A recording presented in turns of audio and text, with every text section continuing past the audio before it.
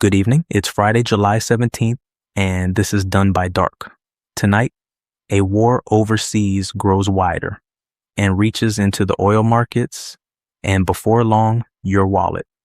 Then, closer to home, a primetime claim about our elections meets the government's own paper trail. And a look at the weekend ahead, with a World Cup final now just 2 days away. We begin with the fighting. The conflict between the United States and Iran entered its 6th straight day. And tonight it looks less like a set of isolated strikes and more like a widening war. Overnight, according to Iranian state media, American forces hit 2 bridges in the country's south and a rail junction near the port of Bandar Abbas. Tehran says at least 7 people were killed. We want to be clear about that number. It comes from the Iranian government, and we cannot independently verify it. Iran did not absorb it quietly.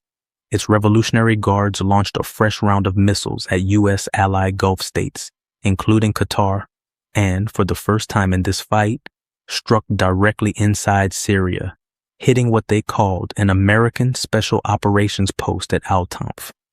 They framed it as retaliation for Iranian soldiers killed earlier in the week.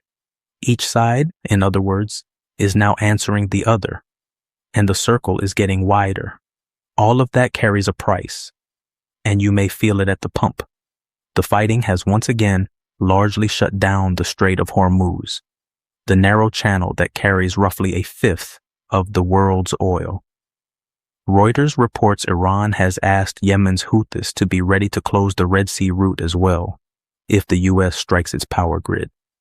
Markets moved, oil surged, with Brent crude pushing toward $85 a barrel, U.S. stocks slipped, and energy shares climbed. That's the market reacting to the news, not advice.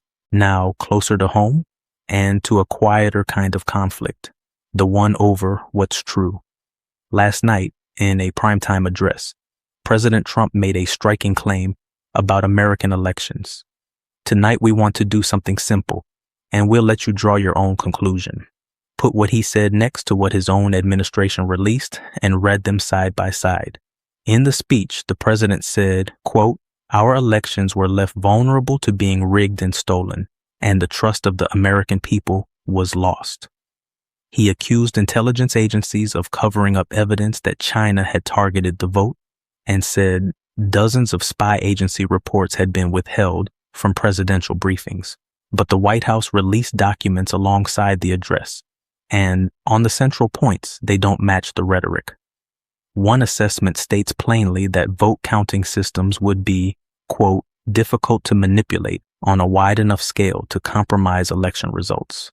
And on China, the intelligence community's own finding was narrower than the president's, that Beijing sought influence, but did not interfere with the election infrastructure itself. We're not here to tell you what to think, only to show you both in the same frame. A few more, in brief. Much of the country is under a haze tonight. Smoke from Canadian wildfires has pushed air quality into the dangerous range across more than 20 states. Some readings truly off the charts. If the sky looks wrong where you are, check your local number before you head out. And in Washington, the administration tightened its visa rules for foreign students, journalists, and exchange visitors, capping student visas at 4 years, and shortening the stays allowed for many reporters. So here's what we're watching this weekend. First, the war, whether the Strait of Hormuz reopens, whether the Red Sea becomes the next front, and whether the fighting reaches Iran's power grid, the line Tehran has tied to that Red Sea threat. Second, the fallout from last night's address, as Congress and the agencies weigh in. And third, a lighter note to end on, the countdown to Sunday, the World Cup final, Argentina against Spain at MetLife Stadium in New Jersey. And that's Friday, Done by Dark. A heavier evening than most, a war drawing wider, and a plain look at what was said against what was shown. Take a breath, look after the people around you, and if that smoke has reached you, stay inside tonight. We'll be right back here tomorrow evening to wrap whatever comes next. Good night.